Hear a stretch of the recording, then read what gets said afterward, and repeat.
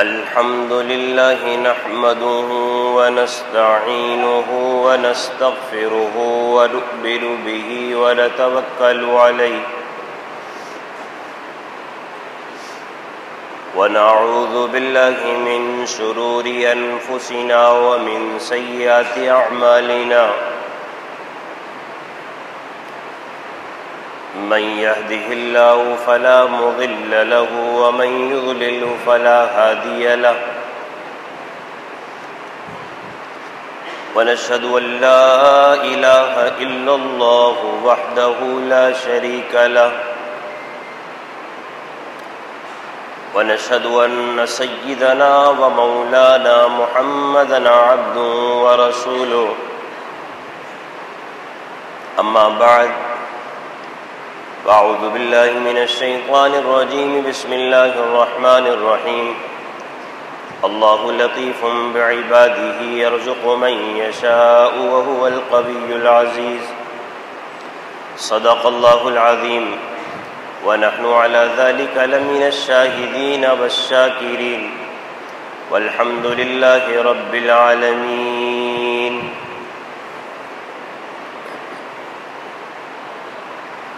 عزیزان محترم اور میرے بزرگ احباب، کلام اللہ کی ایک آیت تلاوت کی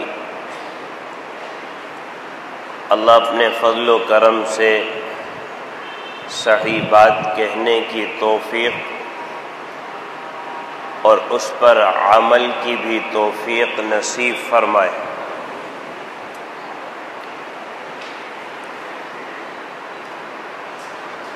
آیت کریمہ کے ترجمے اور مفہوم سے ابتدا ہے کہ اللہ تعالی ارشاد فرماتے ہیں کہ اللہ عز و جل عمومی طور پر اپنے سب بندوں پر مہربان ہے، اور اللہ جس کے لیے چاہتا ہے جس قدر رزق کو مقرر فرما دیتا ہے، اور اس کام کے کرنے میں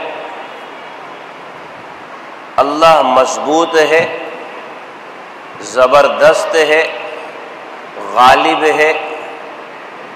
اللہ اس کام میں کسی کا محتاج نہیں ہے۔ اس آیت کریمہ کی تفسیر میں یہ بات ارشاد فرماتے ہیں کہ جب یہ کہا کہ اللہ عام طور پر سب پر مہربان ہے، اور کہا کہ اپنے بندوں پر، تو اب سب میں مسلمان بھی شامل ہے، اللہ کا انکار کرنے والا بھی شامل ہے، اور مشرک بھی شامل ہے۔ اس لیے کہ مشرک اللہ کو مانتے تو ہیں لیکن ذات و صفات میں شریک کرتے ہیں، اور دہریہ اللہ کو مانتا ہی نہیں ہے، نعوذ باللہ، لیکن بندے تو سب اللہ کے ہیں۔ لہذا اللہ نے قرآن میں کہا لطیف بعبادہ، کہ اللہ اپنے سب بندوں پر عام طور پر مہربان ہے۔ کافر یہ بات کہا کرتے تھے کہ محمد عربی آئے، ہم تو ان کو نہیں مانتے، اور یہ اللہ اللہ کی باتیں کرتے رہتے ہیں، اللہ ہی خالق ہے، اللہ ہی رازق ہے، اللہ ہی مالک ہے۔ تو ان کا کہا جب ہم نے نہیں مانا تو وہ خالق اور رازق ہم پر روزی کو بند کیوں نہیں کر دیتا؟ وہ رزق کو ہمارے اوپر تنگ کیوں نہیں کر دیتا؟ وہ اپنے نہ ماننے والوں پر رزق کو تنگی کے حالات میں کیوں نہیں لے کر آ جاتا؟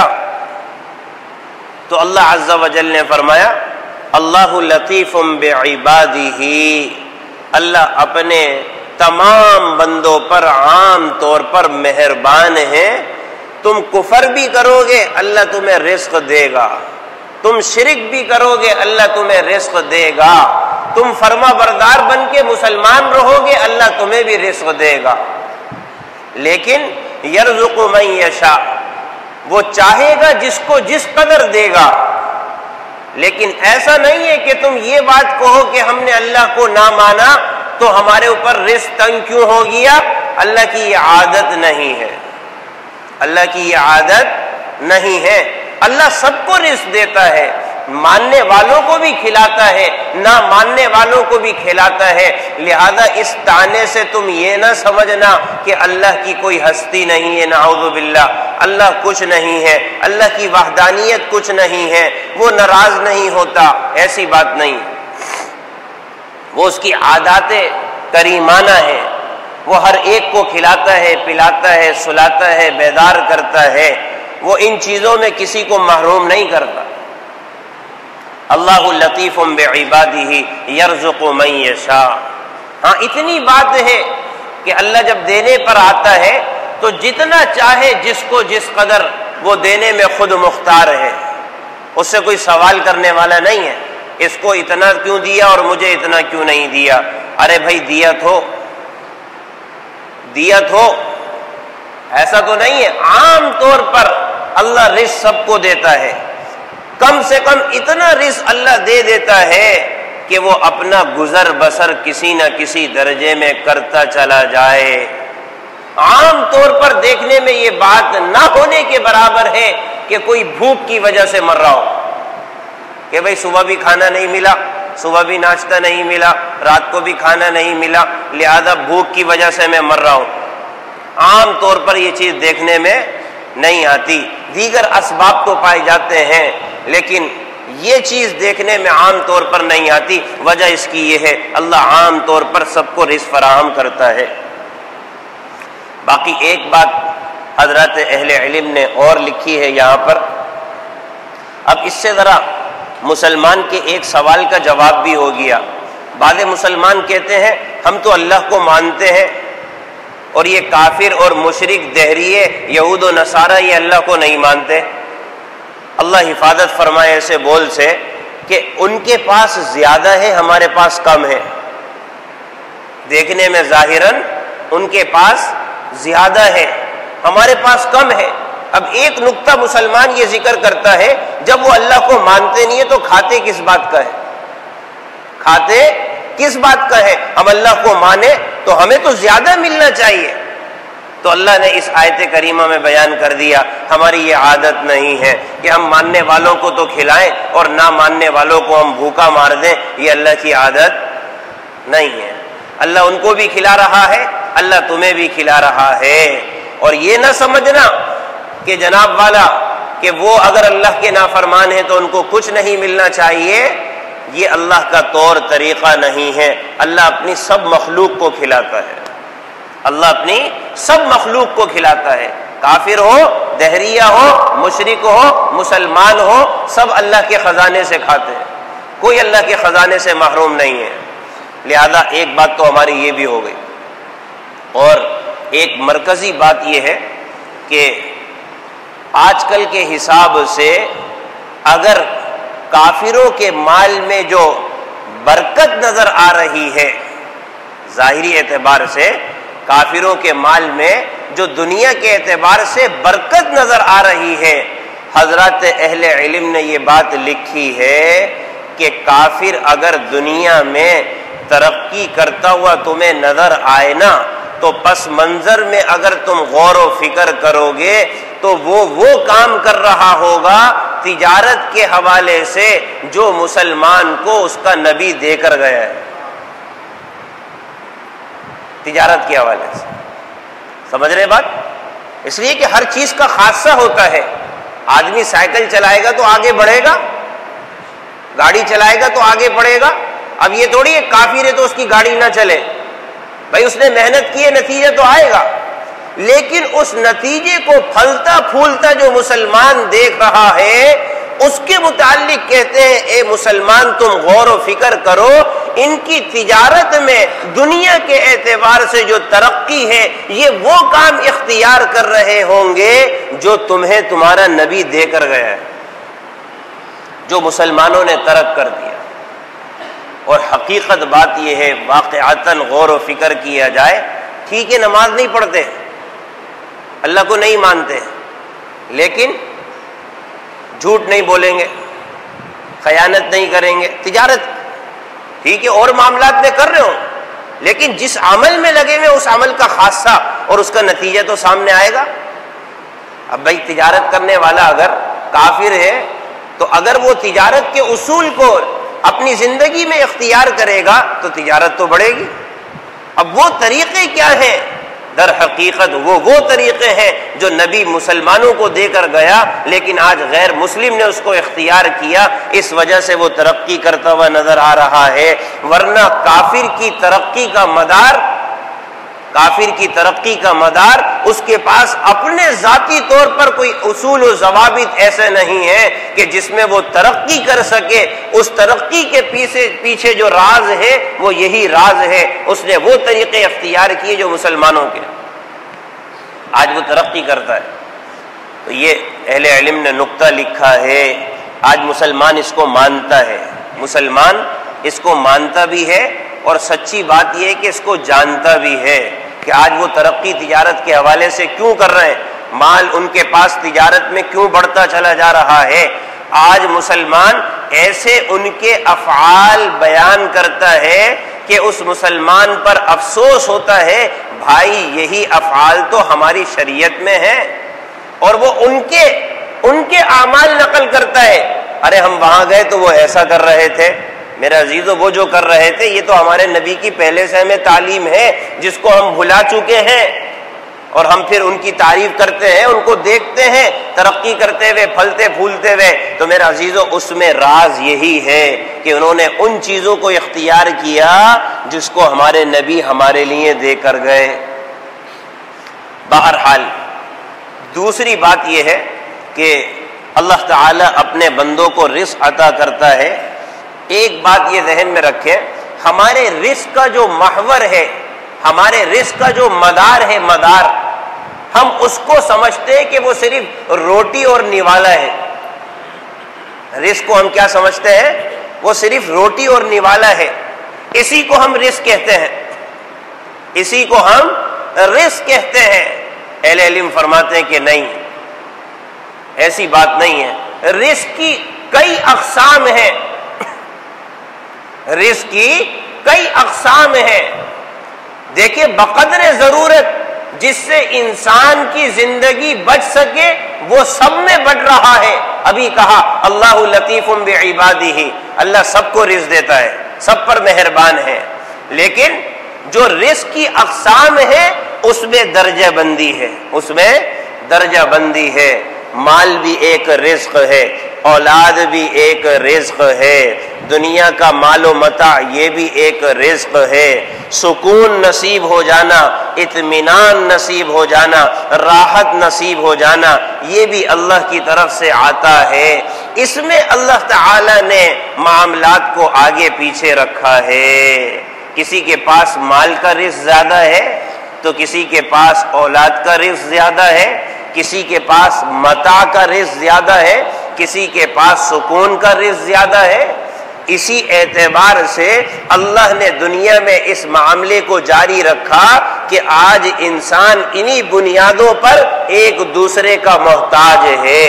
اگر سب کے پاس مال ہی مال ہو جائے تو پھر کام کرنے کے لیے کوئی مزدور ہمیں دستیاب نہیں ہوگا۔ یہ اللہ کا نظام ہے، اللہ نے کسی کو رزق کے حوالے سے کوئی چیز زیادہ دی، کسی کو کم دی، کسی کو زیادہ دی، کسی کو کم دی۔ فرماتے اسی پر دنیا کے آگے بڑھنے کا مدار ہے، دنیا کے تمدن کا اسی پر مدار ہے۔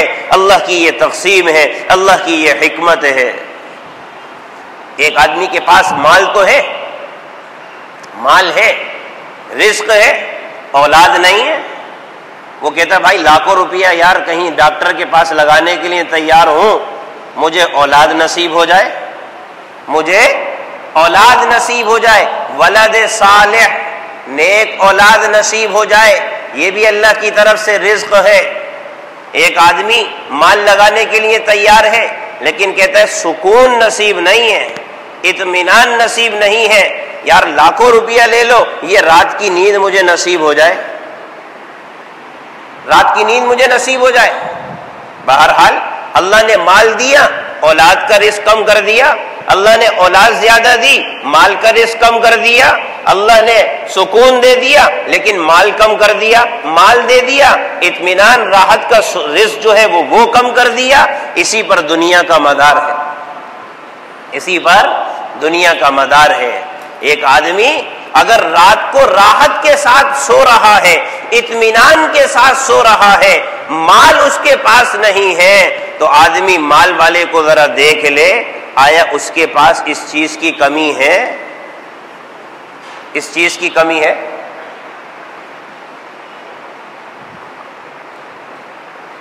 لازماً اللہ نے دنیا کو اس طرح سے رکھا ہے، اس کے پاس اس کی کمی ہوگی۔ اللہ نے مال دے دیا، اولاد نہیں دی، اللہ نے اولاد دے دی، مال نہیں دیا، ایک دوسرے کو دیکھ کر وہ اس سے محروم ہے، میرے کو اللہ نے یہ دے دیا، لہذا اپنے سے نچلے والے آدمی کو جب دیکھے گا میرے پاس مال ہے اولاد نہیں ہے، اولاد ہے اس کے پاس مال نہیں ہے تو اولاد ہے، تو اس طرح سے آدمی کو جینے کا سہارا ملے گا، جینے کا سہارا ملے گا۔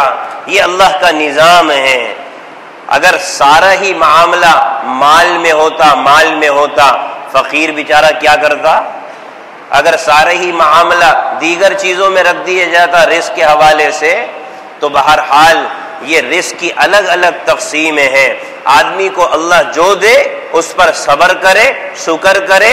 باری تعالی اگر میرے پاس مال ہے اولاد نہیں ہے تو دوسرے کے پاس اولاد ہے تو مال نہیں ہے، آپ نے کسی کو کچھ دیا کسی کو کچھ دیا، یہ آپ کا فرمان ہے، یرزق من یشاء، میں جس کو جس قدر چاہوں دینے پر قادر ہوں، لہذا کوئی اللہ سے سوال نہیں کر سکتا۔ یہ تو بات ہو گئی، آدمی اس کو مد نظر رکھ کر زندگی گزارے تاکہ آگے کی زندگی میں انسان کو سکون نصیب ہو، ورنہ آدمی مال والے کو دیکھتا رہتا ہے اور ترستا رہتا ہے۔ میرا عزیزو، کم سے کم اتنی بات ہے، اللہ بھوکا تو نہیں سلا رہا، کم سے کم اللہ بھوکا تو نہیں سلا رہا۔ اور دوسرا یہ کہ اگر مال نہیں ہے تو کم سے کم رات کو نیند تو اچھی آ رہی ہے، راحت سے سوئے راحت سے اڑ گئے، یہ بھی تو اللہ کا رزق ہے، اس کے مقابلے میں اس کی بڑھوتری ہے۔ بہت سے مال والے ایسے ہوتے ہیں مال کی زیادتی ہے، سکون نہیں ہے، گولیاں کھا کے سو رہے ہیں۔ بہرحال اللہ صحت دے، اللہ عافیت نصیب فرمائے، مال ہے لیکن سکون نہیں ہے، راحت نہیں ہے۔ بہت سے لوگ ایسے ہیں مال ہے نیک اولاد نہیں ہے، صالح اولاد نہیں ہے، باپ کی فرما بردار اولاد نہیں ہے۔ آدمی کہتا ہے کہ اس اولاد کا کیا فائدہ، اولاد کا کیا فائدہ؟ اور ایک آدمی کے پاس مال نہیں ہے لیکن نیک صالح باپ کا ادب احترام قدر کرنے والی اولاد موجود ہے۔ اولاد بھی رزق ہے، اولاد بھی رزق ہے۔ روایت میں آتا ہے نا، نبی اکرم صلی اللہ علیہ وسلم سے سوال کیا گیا، یا رسول اللہ میری اولاد نہیں ہے۔ ایک صحابی نے عرض کیا، یا رسول اللہ میری اولاد نہیں ہے۔ آپ صلی اللہ علیہ وسلم نے دو عمل ارشاد فرمائے۔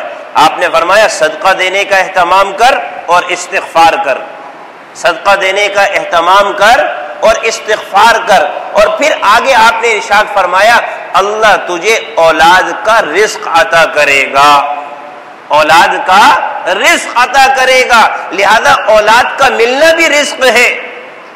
یہ رزق صرف مال پر نہیں ہے، یہ صرف نوالے پر منحصر نہیں ہے، اللہ اولاد صالح عطا کر دے، نفس اولاد عطا کر دے، یہ بھی ایک رزق کی قسم ہے جس سے کئی لوگ محروم ہیں۔ لہذا اللہ لطیف بعبادہ یرزق من یشاء وہو القوی العزیز۔ اب انسان کی تمنا بہرحال یہ ہوتی ہے، انسان ضرورت مند ہے کہ میرے مال میں اضافہ ہو جائے، اولاد میں اضافہ ہو جائے، اللہ اس کو لڑکا بھی دے لڑکی بھی دے اولاد بھی دے، خاندان کنبہ اس کا بڑھتا چلا جائے، وہ اس پر فخر محسوس کرتا ہے۔ بہرحال یہ بھی رزق ہے، اس کے لیے آدمی اسباب کو اختیار کرتا ہے۔ اسی طرح سے مال یہ بھی انسان کی ضرورت ہے.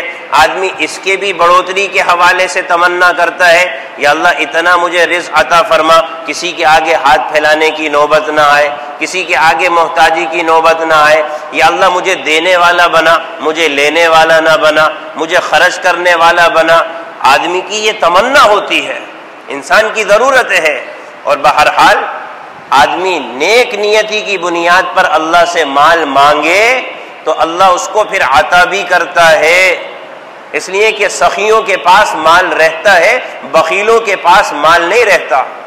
سخیوں کے پاس مال رہتا ہے, بخیلوں کے پاس مال نہیں رہتا.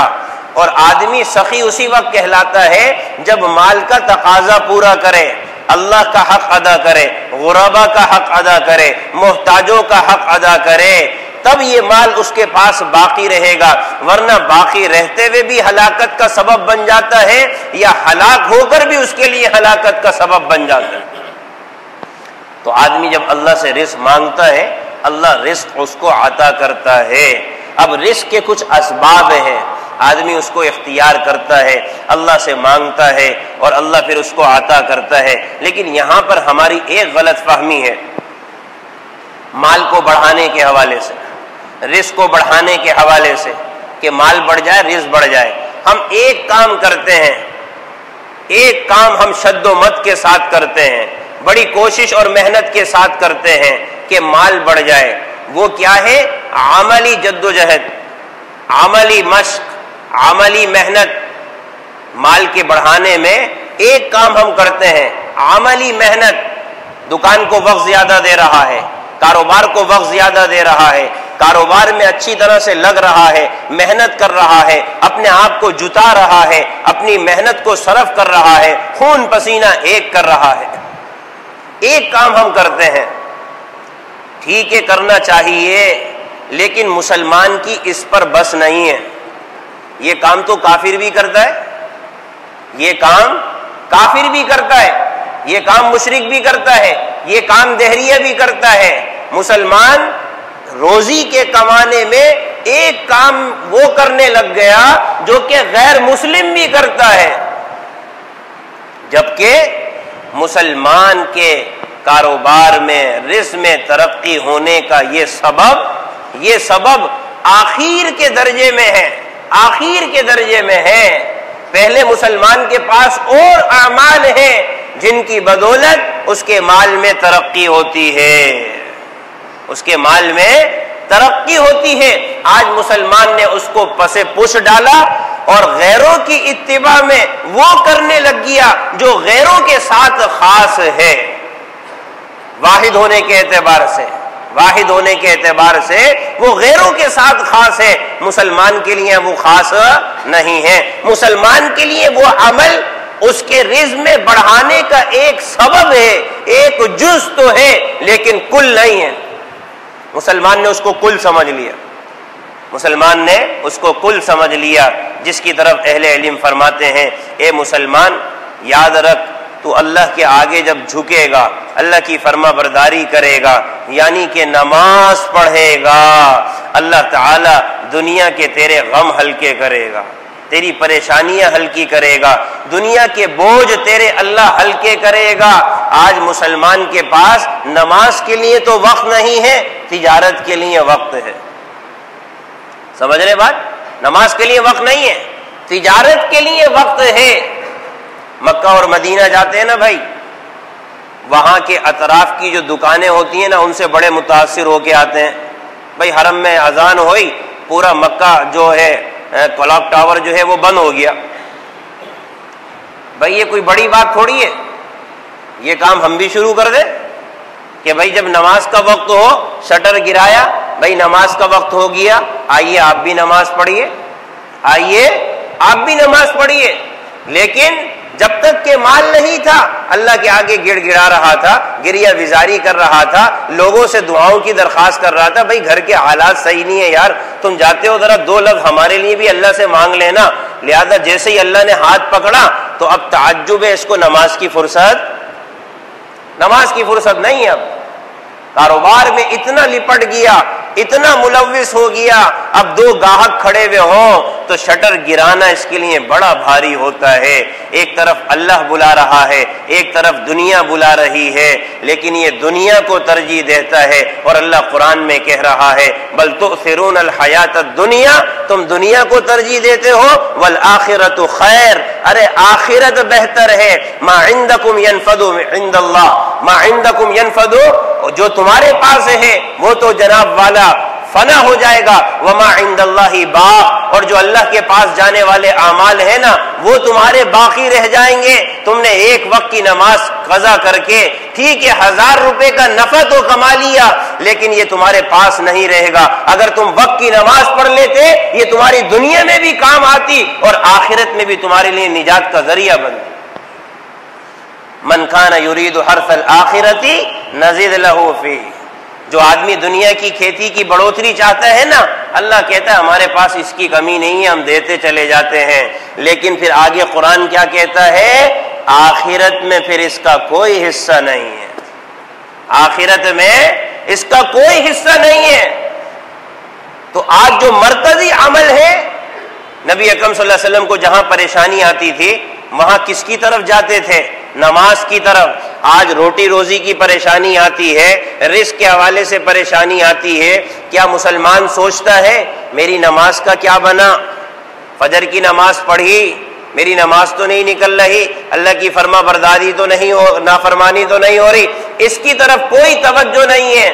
جہاں کہیں اللہ کے نبی صلی اللہ علیہ وسلم پر حالات آتے تھے پہلے اللہ کے ہاں جا کر 2 رکعت نماز پڑھتے، باری تعالی میرا یہ مسئلہ ہے، آپ اپنے فضل و کرم سے اس کو حل فرما دیجیے.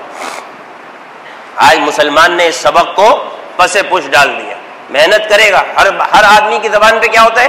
یار کاروبار پر مستقل توجہ دے رہا ہوں، برابر کی محنت کر رہا ہوں، لیکن کاروبار میں کچھ نظر نہیں آ رہا. یہ سوال ہوتا ہی نہیں ہوتا؟ کاروبار میں کچھ نظر نہیں آ رہا، برابر کی محنت کر رہا ہوں، پابندی کر رہا ہوں، دکان کی کوئی چھٹی نہیں کرتا. اور نمازوں کی کتنی چھٹی ہو جاتی ہے بھائی؟ کئی وقت کی نماز اڑا دیتا ہے میرے عزیزو، کئی وقتوں کی نماز اڑا دیتا ہے. اکثر نماز پڑھنے والوں کا حال یہ ہوتا ہے اگر کچھ نماز پڑھ کے احسان کرتے بھی ہیں تو ساری نمازیں رات کو آ کر پڑھ لیتے ہیں، ساری نمازیں رات کو آ کر پڑھ لیتے ہیں. اور اگر پھر بھی کوئی نماز پڑھ کے احسان کرتے ہیں پہلے گاہک کو فارغ کرتے ہیں بھلے سے نماز نکل جائے، بعد میں جا کر نماز پڑھ لیں. یہ نماز کا احسان بتلا رہا ہوں، احسان ہے، نماز پڑھ رہا ہے احسان ہے. افضل طریقہ کیا ہے میرے عزیزو؟ اس کے لیے ذرا دل گردہ چاہیے ہوتا ہے، اس کے لیے ذرا دل گردہ چاہیے ہوتا ہے. نماز کا وقت ہو گیا بھائی، معذرت آپ تشریف لے جائیں، اللہ کے منادی نے ہمیں بلا لیا ہے، ہم نماز کو جا رہے ہیں، لہذا اب ہم نماز پڑھیں گے، شٹر دکان کا گر جائے گا، آپ نماز کے بعد ہم سے رجوع کیجئے گا، نماز کے بعد ہماری طرف متوجہ ہوئیے گا. یہ کام بڑا دل گردے کا ہے، یہ کام آسان نہیں ہے. اللہ سے اس کی بھی توفیق مانگی جائے، اللہ سے اس کی بھی توفیق مانگی جائے. ایک عمل یہ ہے. دوسرا عمل، اگر ہم چاہتے ہیں ہمارے رزق میں برکت ہو جائے تو اس کے لیے اللہ نے کیا فرمایا؟ وَمَن يَتَّقِ اللَّهَ يَجْعَل لَّهُ مَخْرَجًا وَيَرْزُقْهُ مِنْ حَيْثُ لَا يَحْتَسِبُ. تم کاروبار بھی کرتے رہو لیکن اللہ سے بھی ڈرتے رہو. کاروبار کرنے سے منع نہیں ہے، کاروبار بھی کرتے رہو، اللہ سے بھی ڈرتے رہو. اگر اللہ کا خوف اور خشیت رکھ کر کاروبار کرو گے اللہ ایسی جگہ سے رزق دے گا جہاں سے تمہارے وہم و گمان میں نہیں ہوگا. تقوی کی اور باتیں تو اپنی جگہ، کم سے کم کاروبار کرتے وقت تو اللہ کا خوف ہو جائے. کاروبار کرتے وقت جھوٹ نہیں بولوں گا، اللہ جانتا ہے. دھوکہ نہیں دوں گا، اللہ دیکھ رہا ہے. غلط چیز نہیں بیچوں گا، اللہ دیکھ رہا ہے. کسی عیب کو چھپا کر نہیں بیچوں گا، اللہ دیکھ رہا ہے. سامنے والے کے ساتھ ہیرا پھیری نہیں کروں گا، اللہ دیکھ رہا ہے. ارے اسی کا نام تو ہے تقویٰ. دیگر چیزیں ایک طرف، اور بھی باتیں ہیں. کم سے کم تجارت کے حوالے سے تو آدمی اس بات کو اپنے دامن سے باندھ لے کہ بھائی تجارت ہوگی شریعت کے مطابق، تجارت ہوگی دیانت کے ساتھ، امانت کے ساتھ، دینداری کے ساتھ، کم سے کم اتنا تو آدمی عمل اختیار کرے، اپنی تجارت سے اللہ کو مد نظر رکھ کر آگے بڑھے، اللہ پھر اور تقوی نصیب فرمائیں گے، اللہ اور خشیت نصیب فرمائیں گے۔ ورنہ یہ مال کی جو حرص ہے نا، یہ اللہ سے بغاوت پر انسان کو آمادہ کر دیتی ہے۔ جب آدمی تجارت کر رہا ہو، مال کما رہا ہو، مال کو بڑھا رہا ہو، اگر اللہ سے نہیں ڈرتا تو پھر وہ آج نہیں تو کل اللہ کے مقابلے میں آتا ہے، بغاوت پر آتا ہے، بغاوت پر۔ حضرت موسیٰ علیہ السلام کا جو فرعون سے معاملہ تھا نا، مرکزی اعتبار سے جو بگاڑ پیدا ہوا تھا، مرکزی اعتبار سے جو بگاڑ پیدا ہوا تھا قارون سے، غالباً اسی بنیاد پر ہوا تھا۔ مال کا حق ادا نہیں کر رہا تھا، مال کے تقاضے پورے نہیں کر رہا تھا، مال کمانے کے تقاضے پورے نہیں کر رہا تھا۔ آج مسلمان اسی میں ملوث ہے۔ ہماری جو تجارت ہے وہ اللہ کے ڈر اور خوف کے ساتھ نہیں ہے۔ میرے عزیزو، پھر جب یہ لقمہ حلال کے علاوہ کسی اور جہت اور طریقے سے پیٹ میں جاتا ہے نا، تو پھر اس کی ظلمتیں پھر انسان پر صادر ہوتی ہیں۔ پھر نہ نماز میں دل لگتا ہے، نہ اعمال میں دل لگتا ہے۔ میرے عزیزو، کہاں سے یہ معاملہ آ رہا ہے؟ اس لیے کہ مال یا تو پھر حلال سے نکل کر حرام کی طرف چلا گیا، یا مشتبہ کی طرف چلا گیا، یا مکروہ کی طرف چلا گیا۔ اس لیے کہ تجارت میں ڈر اور خوف اللہ کا نہیں رہا۔ آج مسلمان تجارت کرنے کے حوالے سے، کسی چیز کی خریداری کرنے کے حوالے سے جب مارکیٹ میں قدم رکھتا ہے، ساری مارکیٹ مسلمانوں کی ہے، جس میں جن کے نام کیا ہیں؟ عبداللہ، عبد الرحمن، عباد الرحمن، محمد، احمد، مصطفیٰ، مجتبیٰ، بڑے بڑے نام ہیں، سب مسلمان بیٹھے ہوئے ہیں۔ لیکن جاتے وقت کیا کہتا ہے؟ یا اللہ دھوکے سے بچانا۔ کون سی مارکیٹ میں دعا کر رہا ہے بھائی؟ سارے مسلمان ہیں کہ نہیں؟ عبد الرحمن، عباد الرحمن، عبداللہ، بات سمجھ ماری، محمد، احمد، مصطفیٰ، بڑے بڑے نام کے لوگ بیٹھے ہوئے ہیں، اور بھی نام ہیں۔ دعا کیا کر رہا ہے؟ یا اللہ دھوکے سے بچانا۔ بڑی گہری دعا کر رہا ہے بھائی، بڑی گہری دعا کر رہا ہے۔ اللہ کا نبی کیا کہہ کر گیا ہے؟ مسلمان دھوکہ نہیں دیتا، اور یہ مارکیٹ میں داخل ہوتے وقت کیا کہہ رہے ہیں؟ یا اللہ دھوکے سے بچانا۔ کیا مطلب؟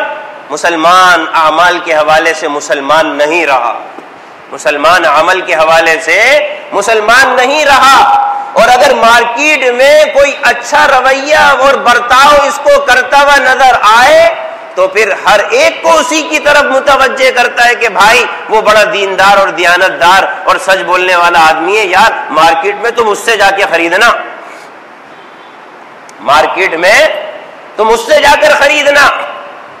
اور آج کل حالات، سچی بات یہ ہے کہ دھوکہ بازی تجارت میں مسلمان کا اس درجے تک پہنچ گیا کہ اگر کسی سے کہا جائے کہ بھائی دھوکہ تجارت کے حوالے سے مارکیٹ میں کتنا ہو رہا ہے، وہ کہتا ہے 110% ہو رہا ہے۔ حالانکہ فیصد کا تعلق 10 تک ہوتا ہے، 100 تک ہوتا ہے، لیکن کیا کہتا ہے؟ مسلمان ابتری میں بڑھتا چلا جا رہا ہے، کہتا ہے 110% دھوکہ بازی ہو رہی ہے۔ میں کہاں جاؤں، میں کہاں جاؤں؟ میرے عزیزو، وہی مسلمان ہیں، وہی اللہ کو ماننے والا ہے، لیکن تجارت میں اللہ سے نہیں ڈر رہا۔ لیکن پھر کیا کہتا ہے؟ یار شام کو غلہ خالی ہے، اگر بھر بھی گیا نا تو نظر نہیں آتا پیسہ کہاں چلا گیا، ہزاروں کمایا تھا کہاں خرچ ہو گیا، کوئی حساب کتاب پتہ ہی نہیں لگ رہا کہاں جا رہا ہے مال۔ عام طور پر زبان پر یہ ہوتا ہے، پتہ نہیں لگ رہا کہاں جا رہا ہے۔ تو وہ دوسرا جو عمل ہے نا، ایک تو نماز۔ میرے عزیزو، آپ مارکیٹ میں چلے جائیں، نماز کے اوقات میں کتنی دکانیں بند ہو جاتی ہیں، نماز کے اوقات میں کتنی دکانیں بند ہو جاتی ہیں کہ بھائی حی علی الصلاۃ، بھائی مؤذن جو حی علی الصلاۃ کہہ رہا ہے کس کا پیغام پہنچا رہا ہے؟ اللہ کا پیغام پہنچا رہا ہے نا، لیکن نہیں، وہیں پر کھڑا رہے گا۔ لہذا تجارت میں تقوی نہیں ہے۔ پھر اللہ کے نبی صلی اللہ علیہ وسلم نے فرما دیا، ایسی تجارت میں ذرہ برابر اللہ کی طرف سے برکت نہیں ہوتی، برکت نہیں ہوتی۔ لہذا دوسرا عمل، وَمَن يَتَّقِ اللَّهَ جو تقوی اختیار کرے گا یجعل لہ مخرجا، اللہ تعالیٰ اس کے لیے راستے نکالیں گے۔ راستے سے اشارہ کر دوں اس بات کی طرف، آج کل مسلمان کہتے ہیں کہ یار مارکیٹ میں سچ بولنا بڑا مشکل ہے، تجارت میں سچ بولنا بڑا مشکل ہے، ہم تجارت میں سچ کیسے بولیں یار، پوری مارکیٹ کا حال برا ہے، ہم ایک ہی اکیلے تنہا یہ کہاں سے اسلام نافذ کر دیں گے، کہاں سے اسلام نافذ کر دیں گے؟ ارے بھائی اللہ تو کہتا ہے وفی انفسکم، پہلے اس 6 فٹ میں تو اسلام نافذ کرو، پہلے اس 6 فٹ میں تو اسلام نافذ کرو، پھر مارکیٹ کی بات کرنا، پھر صوبے کی بات کرنا، پھر ملک کی بات کرنا، پھر پورے دنیا میں اعلاء کلمت اللہ کی بات کرنا۔ آیا اس 6 فٹ پر اسلام نافذ ہے؟ یہ 6 فٹ کا جو اللہ نے جسم دیا ہے یہ بھی تو ایک کائنات ہے، یہ انسان کا وجود یہ بھی ایک کائنات ہے، یہ بھی ایک جہاں ہے۔ تو اللہ کیا کہہ رہا ہے؟ تقوی تم اختیار کرو، گھبرانا مت، راستے ہم نکالیں گے، گھبرانا مت۔ تم نے اللہ کا مانا، اللہ اب تمہاری حاجات پوری کرے گا، اللہ اب تمہاری وَمَن يَتَّقِ اللَّهَ يَجْعَل لَّهُ مَخْرَجًا۔ دیکھو نیک کام کر کے مارکیٹ میں اپنے آپ کو تنہا مت سمجھنا، ارے میں ہی سچ بولتا رہوں تو یہ کیسے چلے گا۔ آج کل سچ بولنے والے مارکیٹ کو چھوڑ کے باہر آ رہے ہیں، کیا کہتے ہیں امام صاحب پوری مارکیٹ میں جھوٹ ہی جھوٹ ہے، لہذا میں یہ کاروبار ہی چھوڑ رہا ہوں، اس فیلڈ میں جھوٹ ہے میں یہ ارے کس فیلڈ میں جھوٹ نہیں ہے؟ یہ تو مطلب یہ ہوا جس کو اللہ نے سمجھ دی، عقل دی، فہم دیا، وہ اس لائن سے باہر آ رہا ہے۔ تو مطلب کیا ہے؟ تمہاری نظر میں پھر سارے کے سارے جھوٹے مارکیٹ پر قابض ہو جائیں۔ ارے تم نیکی تھے، نیکی اللہ نے تمہیں سمجھ دی، تم نیکی بن کر وہاں پر رہو، نیکی اپنا اثر دکھاتی ہے، نیکی تمہیں دیکھ کر دوسرا بھی ہو سکتا ہے درست ہو جائے، تیسرا بھی درست ہو جائے، پوری مارکیٹ تبدیل ہو جائے۔ بھاگو مت، نبیوں کا کام بھاگنا نہیں تھا، پوری قوم ضلالت اور گمراہ میں تھی، تنہا نیکی کو پھیلاتے رہتے تھے، یہاں تک کہ ایک نہیں 10 نیکی کو اختیار کرنے والے بن جاتے تھے۔ آج مسلمان مارکیٹ اور کاروبار چھوڑنے لگ جاتا ہے، امام صاحب میں کیا کروں، ارے یہاں تو جھوٹ ہی جھوٹ ہے، لہذا میں یہ کاروبار ہم کہتے ہیں نہیں بھائی، اگر آپ جیسے نیک آدمی جس کو اللہ نے سمجھ دے دی، جس کو اللہ کی طرف توجہ ہو گئی، آپ بھی اگر مارکیٹ چھوڑ دو گے تو یہ سارا کا سارا مجمع ایسا ہی رہے گا، آنے والے کیا دھوکہ کھاتے رہیں گے؟ نہیں، اس کام کو مت چھوڑو، نیکی کو آگے لے کر چلو، جہاں تک کہ بات تمہاری یہ ہے کہ میں تنہا کہاں تک چلوں، تم نے اللہ کو اختیار کیا ہے نا، جو اللہ کو پالے اللہ اس کو کبھی تنہا نہیں چھوڑتا۔ اللہ ولی الذین آمنوا، اللہ کہتا ہے جو میرے ماننے والے ہیں میں ان کا دوست ہوں، میں ان کا، قرآن پہ تو یقین ہے کہ نہیں ہے؟ اللہ ولی الذین آمنوا، اللہ کہتا ہے تم ایمان والے بن کر زندگی گزارو، میں تمہارا دوست بن کر تمہیں دکھاؤں گا۔ لہذا آدمی گھبرائے نہیں، اور آدمی چاہتا ہے اگر کاروبار میں ترقی ہو، نماز، اس کے بعد اللہ کا ڈر اور خوف۔ ایک تیسرا عمل فَقُلْتُ اسْتَغْفِرُوا رَبَّكُمْ إِنَّهُ كَانَ غَفَّارًا، اور تیسرا عمل یہ ہے اللہ کے آگے توبہ اور استغفار کا بھی اہتمام۔ باری تعالیٰ آپ کا بندہ ہوں، ایسے بہت سے گناہ ہو جاتے ہیں عالم جن کو میں جانتا ہوں، اور بہت سے ایسے گناہ ہو جاتے ہیں لا عالم، میں اس کو جانتا نہیں ہوں۔ گناہ کی بھی ایک نحوست ہوتی ہے، گناہ بھی ایک وبا ہے۔ یا اللہ میں پھر بھی آپ کی بارگاہ میں استغفار کرتا ہوں۔ اللہ کہتا ہے استغفروا ربکم انہ کان غفارا، تم اللہ کے سامنے استغفار کا اہتمام کرتے رہو۔ حضرت عمر رضی اللہ عنہ فرماتے ہیں جو آدمی استغفار کو لازم پکڑ لیتا ہے، دکان میں بیٹھے ہوئے ہیں 100 مرتبہ کی تسبیح استغفار کی، استغفر اللہ، اپنے دل سے اللہ کی بارگاہ میں آدمی پڑھے، باری تعالیٰ گناہگار ہوں، نافرمان ہوں، میں تو اس کے لائق بھی نہیں تھا، آپ پھر بھی مجھے کھلا رہے ہیں، پلا رہے ہیں، ترقی دے رہے ہیں، باری تعالیٰ میں آپ کی طرف رجوع کرتا ہوں، استغفر اللہ۔ حضرت عمر فرماتے ہیں اللہ ایسی جگہ سے اس کو رزق عطا کرے گا اور ہر تنگی سے ایسے اس کو نکالے گا جہاں سے اس کے وہم و گمان میں نہیں ہو۔ آج ہم نے استغفار بھی چھوڑ دی۔ اور چوتھا عمل روایت میں آتا ہے نبی اکرم صلی اللہ علیہ وسلم نے ارشاد فرمایا جو آدمی چاہتا ہے اس کی عمر میں برکت ہو، جو آدمی چاہتا ہے اس کے رزق میں برکت ہو، آپ نے فرمایا صلہ رحمی کرو. سمجھ رہے بات؟ صلہ رحمی کرو، قطع تعلقی نہ کرو. اللہ نے ذرا سا مال زیادہ دے دیا، اب ایسا نہیں ہے کہ خاندان کے جو غریب مفلس لوگ ہیں ان کی بات بات پر ناراض ہو جاتے ہو، بات پر منہ بنا لیتے ہو، بات ختم کر دیتے ہو، قطع تعلقی اختیار کر لیتے ہو. جو آدمی خاندان میں مسلمانوں کے درمیان قطع تعلقی اختیار کرتا ہے اس کے مال میں برکت نہیں ہوتی. اس کے مال میں آپ نے فرمایا صلہ رحمی کرو. صلہ رحمی، آپس میں مسلمانوں کے ساتھ ایسے جڑ کر رہو، اللہ تمہارے رزق میں برکت عطا فرمائے گا. ایک اور رزق میں برکت کا سبب وہ یہ کہ جناب والا جو اللہ نے دیا، جو اللہ نے دیا اس دیے ہوئے پر اللہ کا شکر، اس دیے ہوئے پر اللہ کا شکر.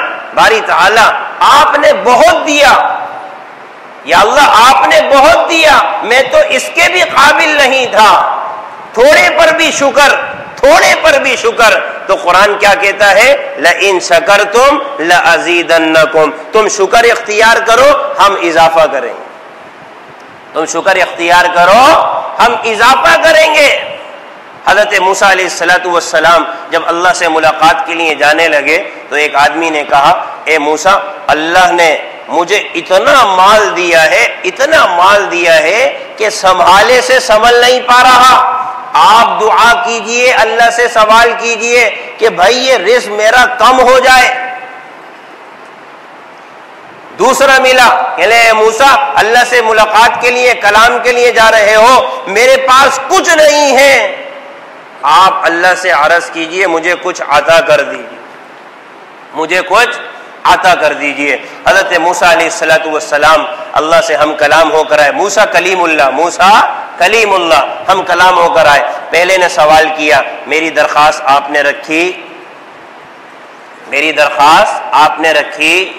تو کہا کہ ہاں میں نے تیری درخواست رکھی اللہ کے پاس. یا اللہ اتنا مال دے دیا اس سے سنبھل نہیں رہا.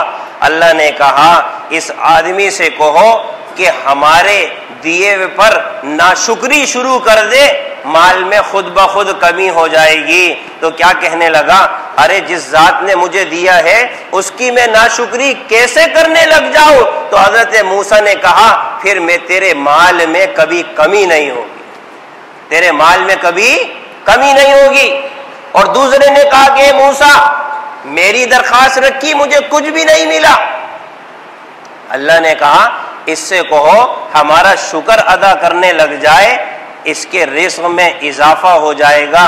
کہنے لگا اللہ نے دیا ہی کیا ہے کہ شکر ادا کروں؟ حضرت موسیٰ نے کہا کہ ہمیشہ ایسا ہی رہے گا، ہمیشہ ایسا ہی رہے. کیا کہنے لگا؟ اللہ نے دیا ہی کیا ہے جو پیغام بھیجتا ہے کہ شکر ادا کرو. حضرت موسیٰ نے کہا ہمیشہ تو ایسا ہی رہے گا، لہذا جتنا ملے یا اللہ تیرا شکر ہے، یا اللہ تیرا شکر ہے. یہ شکر رزق میں اضافہ کرتا ہے. ایک آخری عمل یہ ہے، روایت میں آتا ہے نبی اکرم صلی اللہ علیہ وسلم حضرت عائشہ رضی اللہ عنہا، مفہوم عرض کر رہا ہوں، حضرت عائشہ رضی اللہ عنہا کے تشریف لے گئے. آپ نے دیکھا ایک روٹی کا ٹکڑا پڑا ہوا ہے، آپ نے اٹھایا، اٹھا کر صاف کر کے غالباً کھا لیا. آپ نے فرمایا اے عائشہ یہ ایسی چیز ہے اس کی قدر کرو، جب یہ چھن جاتی ہے نا تو پھر نصیب نہیں ہوتی، جب یہ چیز چھن جاتی ہے تو نصیب نہیں ہوتی. میرا عزیزو آج رزق میں کمی کا ایک سبب یہ ہے جو اللہ نے دیا اس کی ناقدری ہے. اللہ نے دیا ناقدری ہے. دسترخوان پر بیٹھے روٹیوں کے ٹکڑے پڑے ہوئے ہیں، روٹیوں کے بھورے پڑے ہوئے ہیں. اگر کوئی چھوٹا سا ٹکڑا زمین پر گر گیا، دسترخوان پر گر گیا تو اٹھانے کے لیے مسلمان زحمت نہیں کرتا، ایسے ہی پڑا رہتا ہے. میرا عزیزو یہ چیز بھی انسان کے رزق میں کمی کا سبب ہے. اور محتاج بن کر چھوٹے سے ذرے کو بھی اٹھاؤ گے، باری تعالیٰ آپ کے آگے، یہ آپ کا بندہ بھوکا ہے، اللہ کے آگے آپ کا غلام ہے، آپ کے آگے یہ آپ کا ندیدہ ہے، آپ کے رزق کا ندیدہ ہے. اس طرح سے رزق کی قدر کرو گے اللہ رزق میں اضافہ کرے گا، رزق میں اضافہ کرے گا. جب پلیٹ آئے، میرا عزیزو ہمارے معاشرے میں عام بات ہے پلیٹ کو چاٹنے کی ہمارے ہاں سنت الگ چیز، چاٹنا آپ صلی اللہ علیہ وسلم نے فرمایا نا تمہیں نہیں معلوم کون سے حصے میں اللہ نے برکت رکھی ہے، جو تم نے آخری نوالا جو اطراف میں لگا ہوا تھا نا، جس کو پوچھ کر 2 لقمے بنائے جا سکتے تھے، ایسی چھوڑ دیا، بیگم نے لے جا کر اس کو دھو دیا، یہ بھی رزق میں کمی کا سبب بنتا ہے۔ ہو سکتا ہے اسی میں اللہ نے برکت رکھی ہو جس کو تم نے نالی میں بہا دیا۔ یہ ہاتھوں سے تم نے کھانا کھایا، اس کے اوپر چاول کے ذرات ہیں، اس کے اوپر سالن کے ذرات ہیں، یہ نبی نے پوچھ کر دکھایا۔ جس کو انگلیاں چاٹنا کہتے ہیں نا، آج کل معاشرے میں آدمی کہتا ہے یار یہ کیا عجیب سی چیز ہے، منہ میں انگلی جاؤ باہر لاؤ منہ میں۔ رزق نبی سے بڑھ کر کوئی ہے؟ نبی سے بڑھ کر کسی کی عزت ہے، مقام ہے؟ اس نے یہ چاٹ کر دکھایا کہ ہو سکتا ہے یہاں پر سالن لگا ہوا ہو، اللہ کا رزق ہے، ہو سکتا ہے یہاں پر روٹی کا ذرا سا ذرہ لگا ہوا ہو، اللہ کا رزق ہے، ناقدری مت کرو۔ ایسا نہیں ہے کہ پورا ہاتھ لے جا کر دھو لیا۔ آپ نے کیا فرمایا؟ تمہیں نہیں معلوم کون سے حصے میں اللہ نے برکت رکھی ہے، تم نے لے جا کر ہاتھ سارے دھو لیے، جو رزق میں برکت کا حصہ تھا وہ نالی میں بہہ گیا۔ اور پھر کہتے ہو کہ یار سمجھ نہیں آ رہا، سب کچھ لگا کر بھی نہیں لگ رہا، سب کچھ لگا کر بھی نہیں لگ رہا۔ وجہ یہی ہے میرا عزیزو، چھوٹے چھوٹے ذرات پر آدمی ایسے ٹوٹے اللہ کا رزق سمجھ کر، باری تعالیٰ آپ کا دیا ہوا ہے، ایک ذرہ برابر دانہ گر جائے چاول کا، پہلے اس کو اٹھائے، اگلا نوالا منہ میں نہ جائے۔ پہلے جو چاول کا دانہ دسترخوان پر گرا ہے نا، پہلے اس کا محتاج بن کر اٹھائے، اس لیے کہ اس چاول کے ایک دانے سے پوری بریانی کی پلیٹ بنی ہے۔ سمجھ رہے بات؟ دانے سے پوری بریانی کی پلیٹ بنی ہے۔ باری تعالیٰ پہلے اس کو اٹھاؤں گا، اگر جز نہ ہو تو کل نہ ہو، اگر جز نہ ہو تو کل نہ ہو۔ وہ ایک آدمی آ کر کہتا ہے نا ایک بزرگ سے کہ جناب والا معلوم نہیں کیا صورتحال ہے، میرے رزق میں اتنا اضافہ ہو رہا ہے کہ سنبھالے سے نہیں سنبھلتا۔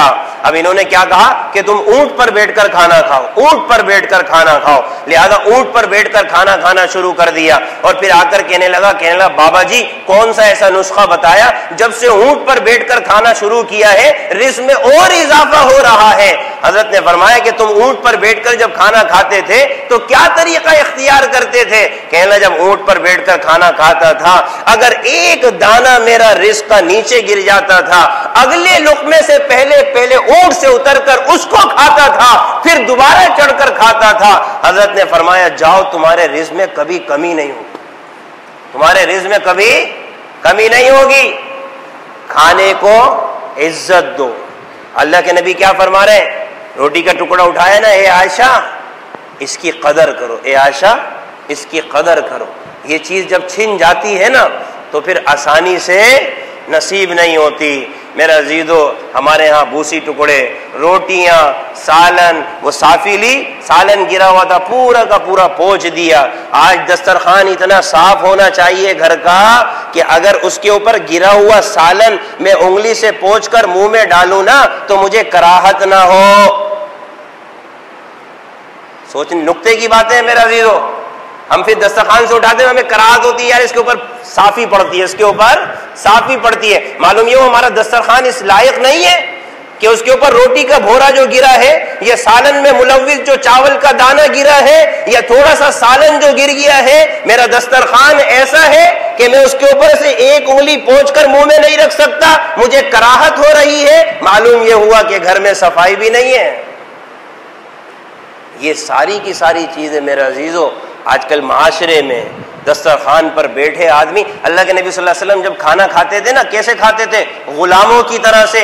یا اللہ آپ کا غلام کھانا کھا رہا ہے، یا اللہ آپ کا غلام کھانا کھا رہا ہے، یا اللہ آپ کا میں محتاج ہوں۔ یاد رکھیں کہ اللہ ہمیں جتنا بھی مال دے دے نا، اللہ کے ہم فقیر ہیں۔ یا ایھا الناس انتم الفقراء، اے ایمان والو تمہارے کو جتنا بھی مل جائے نا تم اللہ کے فقیر ہو، فقیر ہی رہو گے۔ ہاں ہم اللہ کے فقیر ہیں۔ حضرت ایوب علیہ السلام جب نہ آ رہے تھے، آسمان سے سونے کی ٹڈیاں برسنے لگیں، ایسے دامن لیا، دامن میں سمیٹنے لگے۔ اللہ نے کہا ایوب تجھے اتنا مال نہیں دے دیا کہ تو پھر جمع کرنے میں لگ گیا؟